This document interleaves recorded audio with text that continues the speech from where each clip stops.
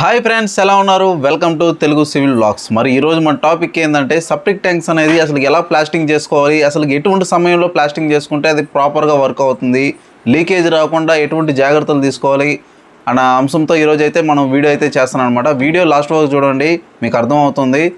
ఏమైనా మిస్టేక్స్ కానీ మీరు కానీ చేస్తుంటే ఇక్కడి నుంచి అయినా సరే ఈ వీడియో చూసేని మీరైతే నీట్గా అయితే చేసుకుంటారనమాట. ఓకే, ఇంక లేట్ లేకుండా టాపిక్లోకి అయితే వెళ్దాం. టాపిక్లోకి వెళ్ళే ముందు ఒక చిన్న రిక్వెస్ట్, చాలామంది వీడియోని లైక్ చేయట్లేదు. మీరు లైక్ చేస్తే నాకు మోటివేషన్ వస్తుంది. ఇలాంటి నెక్స్ట్ ఇంకా ఇంట్రెస్టింగ్ టాపిక్స్ అయితే మీ ముందర తీసుకొస్తాను. అలాగే ఫస్ట్ మీ నా వీడియోని వస్తే లైక్ చేయండి, అలాగే సబ్స్క్రైబ్ చేసుకోండి. ఓకే, ముందుగా మనం సెప్టిక్ ట్యాంక్ని అయితే క్లీన్ చేసుకోవాలి. ఈ క్లీనింగ్ ప్రాసెస్ అనేది లోపల సైడ్ బురద ఏమైనా ఉంటే నీట్గా అయితే చేసుకోవాలన్నమాట. నీళ్లు చెమ్మ లేకుండా అయితే తీసుకోవాల్సి ఉంటుంది. ఇదిగోండి, మీకు చూపించినట్టు దీంట్లో చూసారా చెమ్మ లేకుండా కాస్త అయితే ఉందన్నమాట. దీన్ని కూడా మనం ఎలా చేయాలంటే చూపిస్తాను. పక్కన చూసారా ఈ వరుసలు అయితే ఉన్నాయి, అవి కూడా తీయాలన్నమాట. తీసేసుకుని నీట్గా ప్లాస్టింగ్ అయితే చేసుకోవాల్సి ఉంటుంది. నేనేం చేశానంటే దీని లోపలైతే కాస్త ఇసుకేసి తీపిచ్చి తర్వాత పొడికలో వేయించాను. దీనివల్ల ఏమవుతుందంటే చెమ్మ అనేది పీల్చుకుంటుంది అనమాట, చెమ్మ లాగేసుకుంటుంది, ఇబ్బంది లేకుండా ఉంటుంది. ఇక్కడ సమస్య ఏంటంటే ఇలాంటి ప్లాస్టింగ్ ఎప్పుడు చేయాలనేది ఇప్పుడు నేను చెప్తాను. ఇదిగో నేను పాలు పోస్తున్నాడు చూడండి, ఇలాంటివి చిక్కంగా పోసుకోవాలి మనకి. లేదంటే జిగిరి మాల్ అంటారు, సిమెంట్ అయితే కాస్త మాల్లో కలిపి కొట్టాల్సి ఉంటుంది, అప్పుడు ఎక్కువ స్ట్రాంగ్ అయితే ఉంటుంది. ఇదిగోండి, నేనైతే లోపలైతే ప్లాస్టింగ్ చేస్తున్నాను. ఈ ప్లాస్టింగ్ ఇదిగో పాలు చుట్టూరు పోసేసుకున్నాను.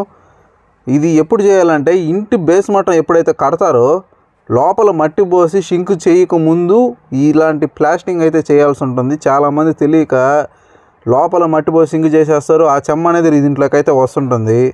అప్పుడు ఖచ్చితంగా అయితే లీక్ అయితే వస్తుంది. ఎందుకంటే చేసేవాడు ఎంత నీట్గా చేసినప్పటికి కానీ మనకి లోపల నుంచి చెమ్మ వచ్చినప్పుడు ఎవరు ఆపలేరనమాట.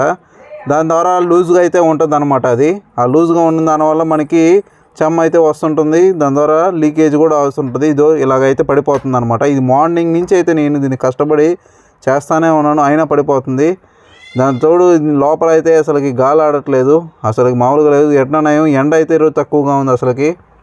ఆ ఎట్లో కాడో దీన్ని అయితే మొత్తం తోమేసాను అనమాట. ఇంకొన్ని మూల మీద ఇలాంటి బద్దీలు అయితే పెట్టుకోవాలి, దాని ద్వారా మనకి తాపి నీట్గా అయితే ఆరద్దు అనమాట. అప్పుడు మనకి ఫినిషింగ్ కూడా రుద్దుకోవడానికి బాగుంటుంది. దీన్ని అయితే చెక్కతాపు పట్టాలి. ఇంకా కింద అయితే ఉందన్నమాట బ్యాలెన్సు. నేనైతే ప్రతి ట్యాంకీ కూడా ఇలాగే చేస్తాను. కొంతమంది మూల రౌండ్ తిప్పుతారు, దానికన్నా ఇది కాస్త బెటర్ అని చెప్పి నా ఫీలింగ్ అనమాట. కానీ ఇదే బాగుంటుంది చేయడానికి, వర్క్ కూడా.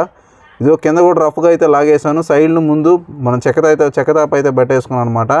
ఈ చెమ్మ అయితే ఇంకా కూడా వదలనంటుంది, ఇప్పటికి 2 సార్లు పడిపోయింది. అయినా కూడా పెడుతున్నాను అనమాట. దీన్ని ఎలాగైనా నిలబెట్టాలని చెప్పి, వాళ్ళు చేసిన పొరపాటు మనం కూడా చేయకూడదు కదా అని చెప్పి. ఇదిగో చెమ్మ, దీని అయితే తీసి అయితే మళ్ళీ కూడా పెట్టాను. చూద్దాం సాయంత్రం లోపల నిలబడకపోద్దా, చేయకపోతాను దాన్ని అని. ఇగోండి కింద కూడా గలతాలు అయితే పెట్టాను అనమాట. ఇగోండి ఈ మూలలు ఇలా చేసుకున్న దానివల్ల ఏమవుతుందంటే తాపుతో మెత్తాపు ఉంటుంది అనమాట, బిలతాపు అంటారు దాన్ని. అయితే కొంతమంది రౌండ్ చేస్తుంటారు, నేనైతే ఇలా చేశాను అనమాట. దీని ద్వారా ఏమవుతుందంటే నీట్గా తాపు అయితే పెట్టుకొని రుద్దుకోవడానికి బాగుంటుంది, ఫినిషింగ్ నీట్గా ఉంటుంది అనమాట. మీరు కూడా ఇలా ట్రై చేయండి. ఇంకపోతే మనకి ఈ బద్దీలు ఇవన్నీ పెట్టేసుకున్న తర్వాత పైన టాప్ కూడా వేసుకోవాల్సి ఉంటుంది అనమాట. ఈ టాప్ అనేది మనం నీట్గా లెవెల్కి అయితే వేసుకోవాల్సి ఉంటుంది. మనం పైకి అయితే వెళ్ళి గబాన్ అయితే వెళ్ళాల్సి ఉంటుంది, ఎందుకంటే గాలి ఆడట్లేదు లోపల. చూస్తున్నారు కదా, ఇదిగోండి పైన టాప్ కూడా వేసుకున్నాము. ఇదైతే మాల్ బెల్ అయితే వేసుకోవాల్సి ఉంటుంది, లెవెల్ కట్టుకొని వేసుకుంటే ఇంకా నీట్గా అయితే ఉంటుంది వర్క్. ఇదిగోండి నేను అన్నాను పోయి వచ్చి వర్క్ చేసే లావులు కట్టుపోయి వచ్చి డబక్కన పడిపోయింది మొత్తం. కేవలం ఈ బేస్ మంటంలో నీళ్ళు పోసి సింక్ చేసి వర్క్ స్టార్ట్ చేసిన దానివల్ల. దానికన్నా ముందుగా చేసుంటే దీనికి ఇంత సమస్య వచ్చిండేదే కాదు. ఇంకా నేను చేసే ప్రయత్నం అయితే నేను చేస్తున్నాను, కానీ అది మేస్త్రిలో పొరపాటు అనమాట. మేస్త్రి అనేవాడు ఎవరైనా ఉంటారో వాళ్ళు అండర్స్టాండింగ్ ఉండాలి, ఎవరైనా సలహా ఇచ్చినప్పుడు వినేటట్టు ఉండాలి, లేదంటే వాళ్ళకైనా తెలిసైనా చేయాలన్నమాట. ఇదిగోండి పాలు పోస్తున్నాం, కనిపిస్తున్నారా మీరు? మరీ పలసంగా అయితే పోయకూడదు, కాస్త చిక్కంగా పోసుకుంటే అది కిందకి వెళ్ళే లోపలికి మళ్ళీ ఆ జాయింట్ల మీద కనిపిస్తుంది తరుగులు, ఆ తరుగుల మీద మళ్ళీ అయితే పోసుకోవాలి. అలా పోసుకుంటే కిందకల్లా దిగాల్సి ఉంటుంది అనమాట. అప్పుడు నీట్గా అయితే రుద్దుకోవాలి. ఎలా రుద్దుకోవాలి నేను కూడా చూపిస్తాను నీకు. ఇదిగోండి చిక్కంగా అయితే పాలు అయితే పోసాం కదా, ఇదిగోండి మూల మీద అయితే మళ్ళీ సిమెంట్ వేసి పెట్టాను. ఇదిగోండి దీన్ని గురమాలు అంటారనమాట. ఈ గురమాలు ఏం చేస్తుందంటే ఒక్కసారిగా లెవెల్గా అయితే నీట్గా ఎత్తడానికి సహాయం పడుతుంది మనకి. తాపితో పోల్చుకుంటే ఈ గురమాలతో పనిచేయడానికి చాలా ఈజీగా ఉంటుంది.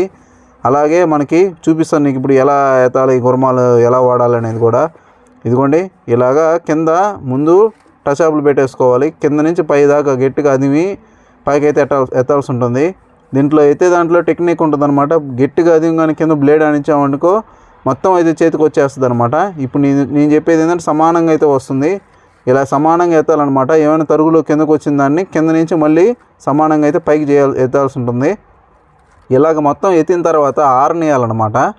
మీకు చూపిస్తాను. మనకేమి ఖాళీ అయితే ఉండదు లోపల చేసేటప్పుడు ప్రతి బేల్దారి ఖాళీ ఉండదు. ఎందుకంటే ఒక గోడ ఇలా చేసిన తర్వాత ఇంకో గోడకు కూడా మనకి ఇలాగే ప్రాసెస్ ఉంటుంది అనమాట. ఆ దారి లోపలికి దీన్ని రుద్దుకోవాల్సి ఉంటుంది. కొన్ని గోడలు మరీ ఎండిపోయి ఉంటాయి, అప్పుడు చాలా కష్టం అన్నమాట.